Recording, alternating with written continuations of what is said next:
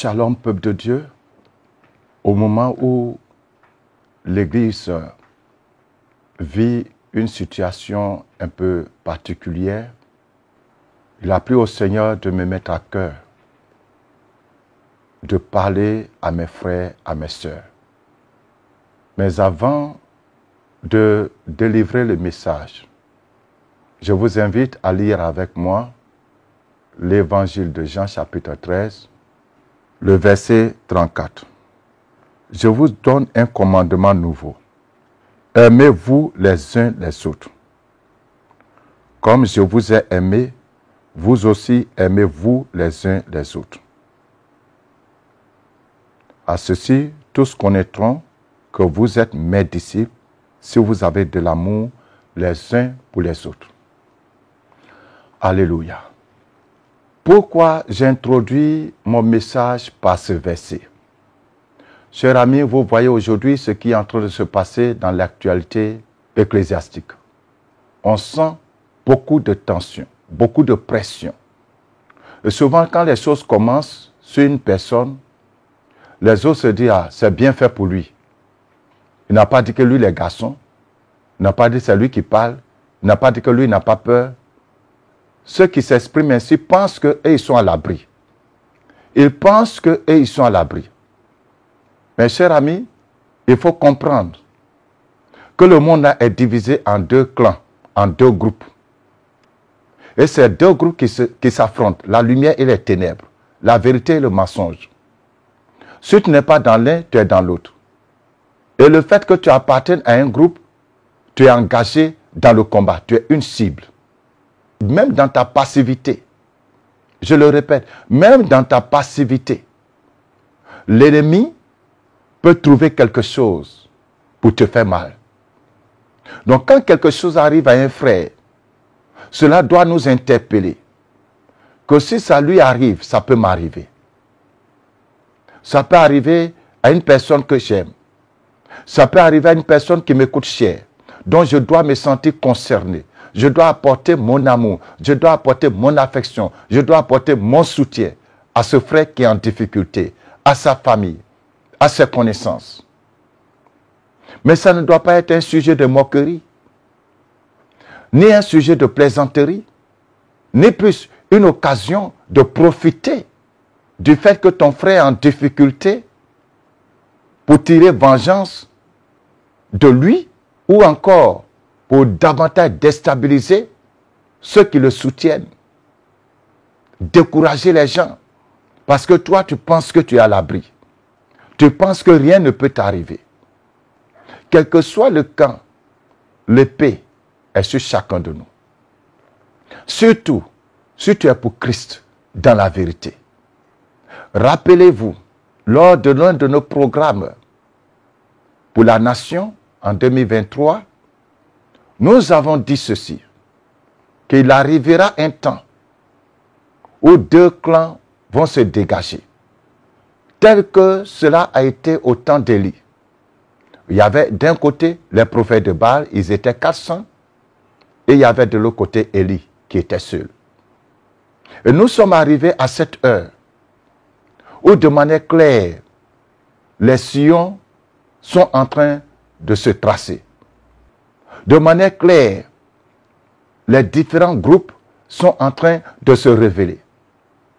Le match là, l'affrontement spirituel est déjà en cours, c'est déjà engagé. L'hostilité là, c'est déjà engagé. Le truc a commencé un peu, depuis des années.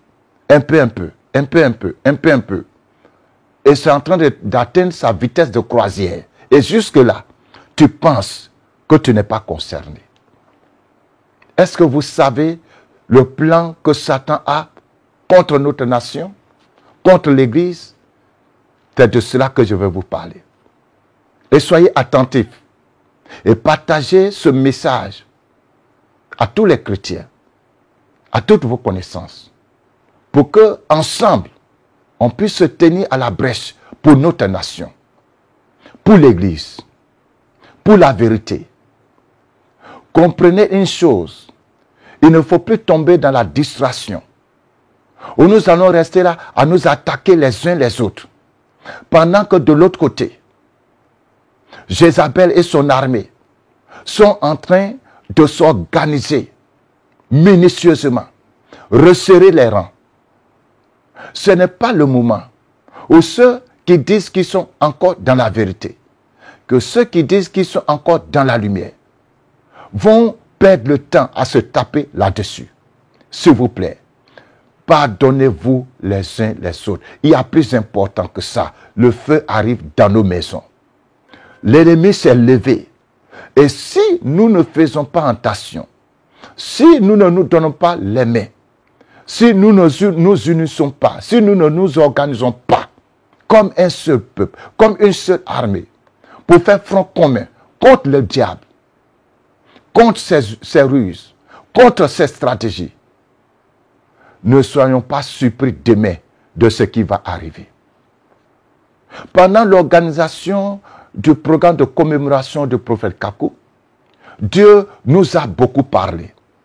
Dieu a utilisé le temps de l'organisation de ce programme pour révéler beaucoup de choses sur la vie de l'Église en Côte d'Ivoire.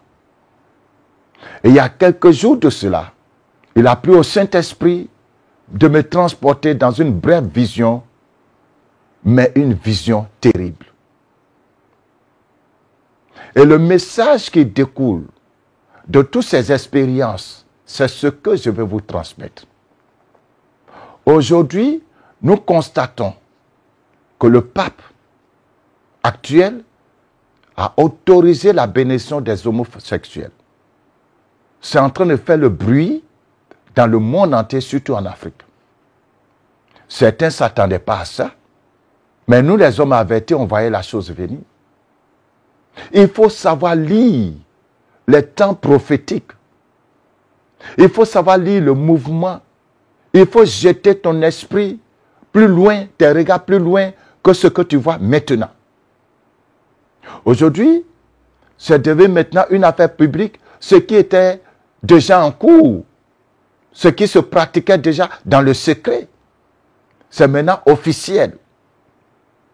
Mais je dis que ce pape, il a été courageux pour dire ce qui est déjà en cours. On rend ça officiel. Et les gens sont étonnés.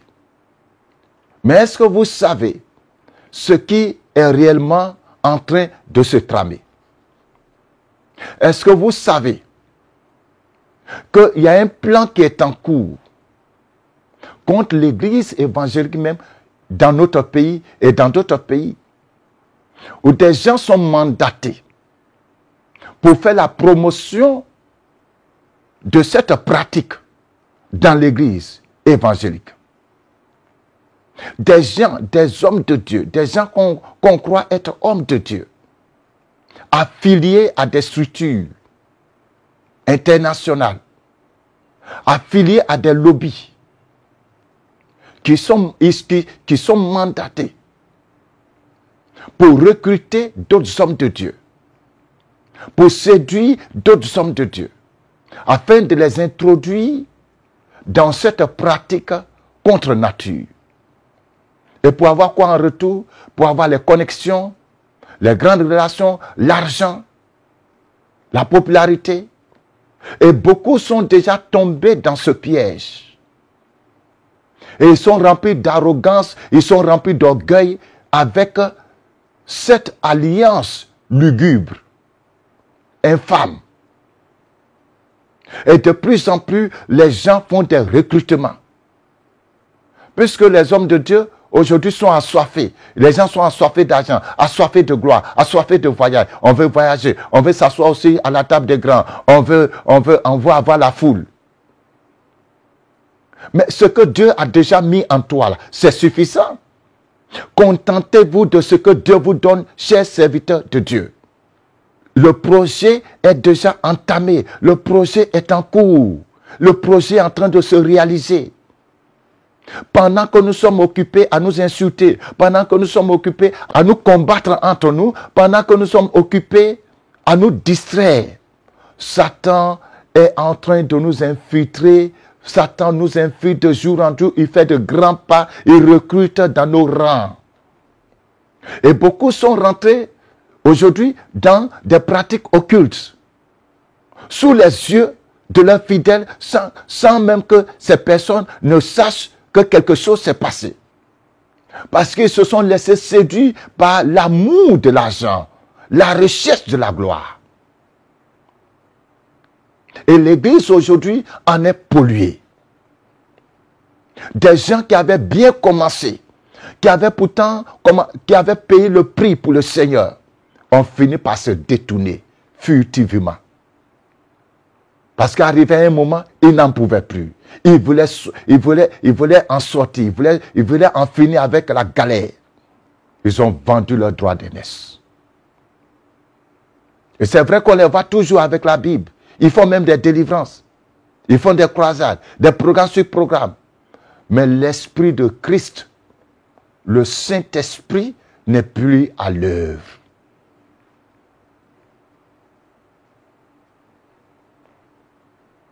Et souvent, quand on parle, ceux qui parlent, on les traite de jaloux.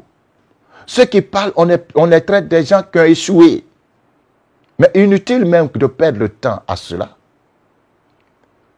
Parce que le jour arrive où tous les secrets seront dévoilés,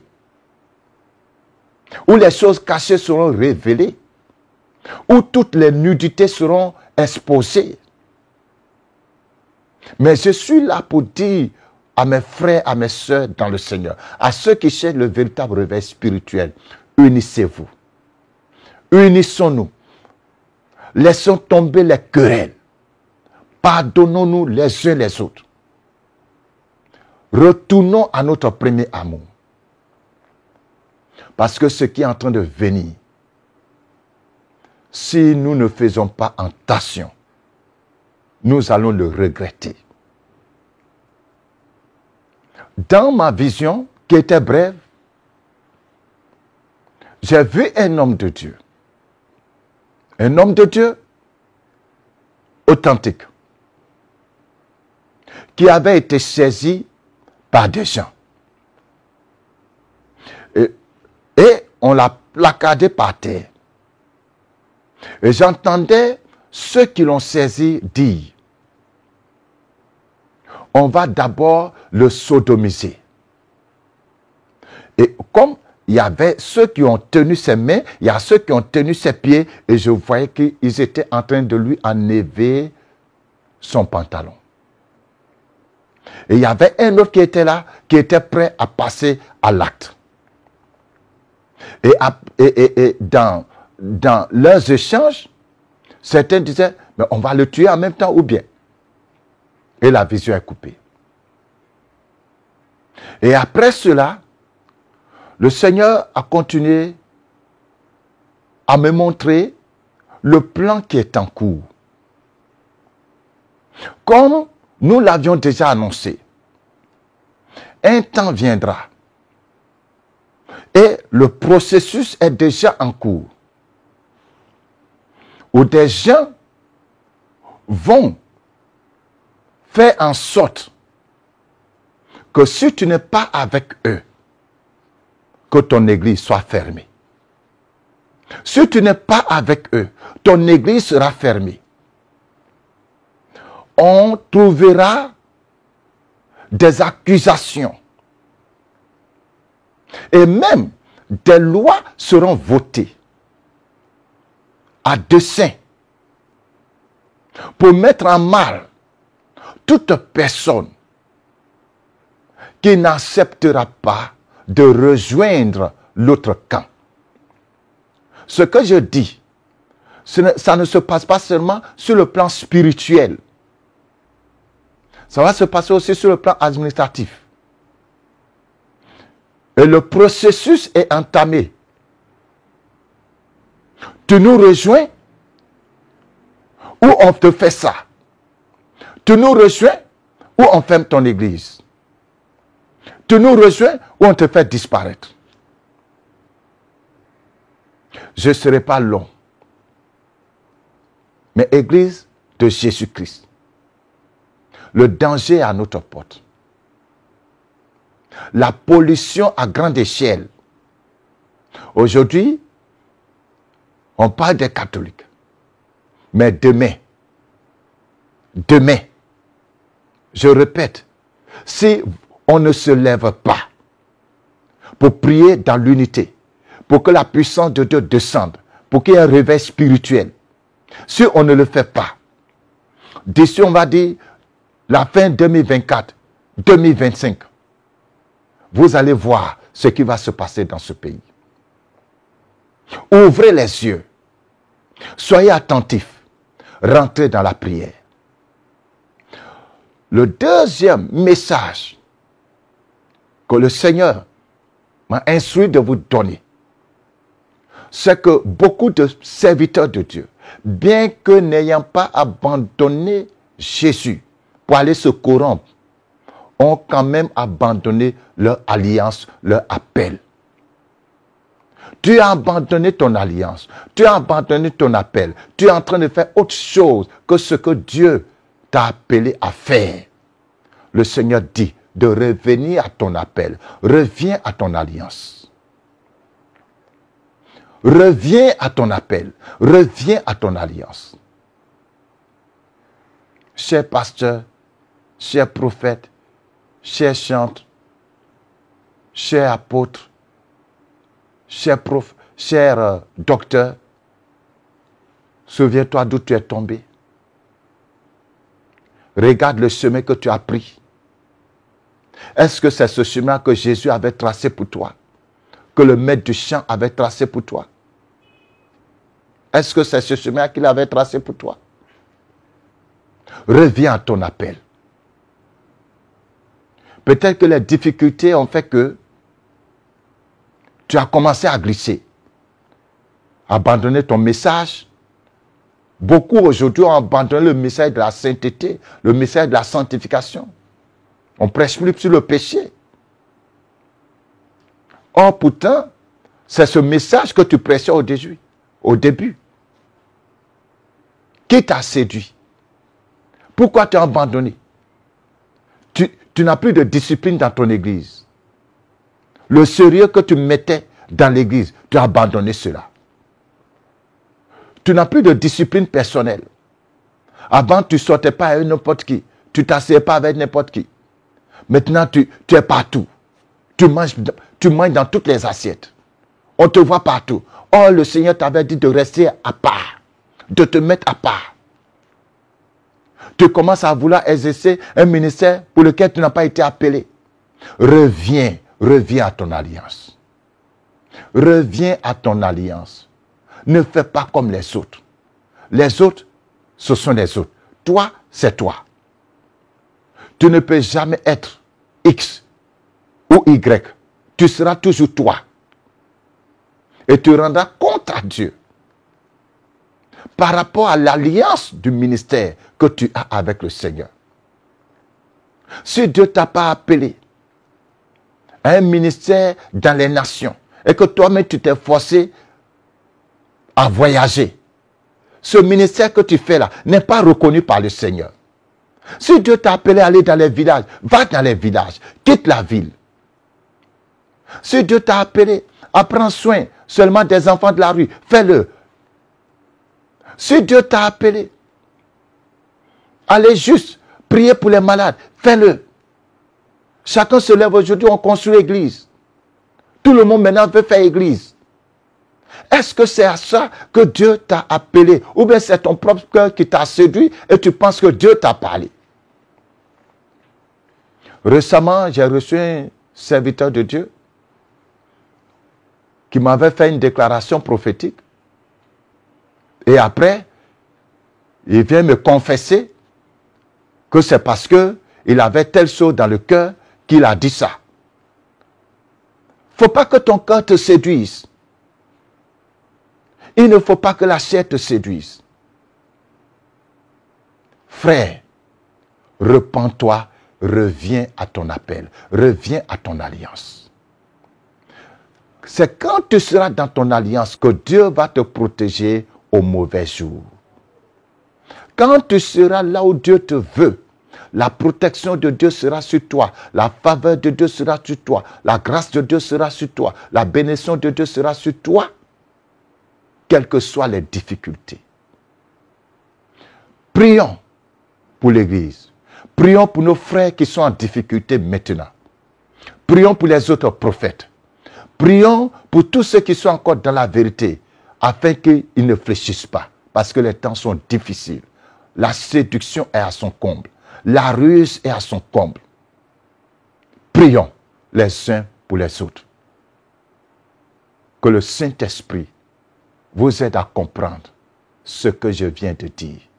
Shalom. Merci de rester connecté pour suivre la deuxième partie de ce message. Abonnez-vous à notre page Rocher des Nations.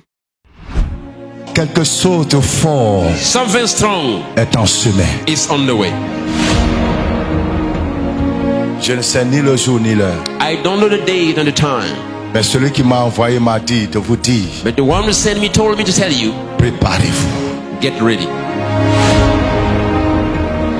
Le réveil arrive. The revival is Le coming. réveil arrive. The revival is coming. Le réveil arrive. The revival is Et c'est on pour the way. très bientôt. Very soon. Le réveil arrive. The revival is on the way.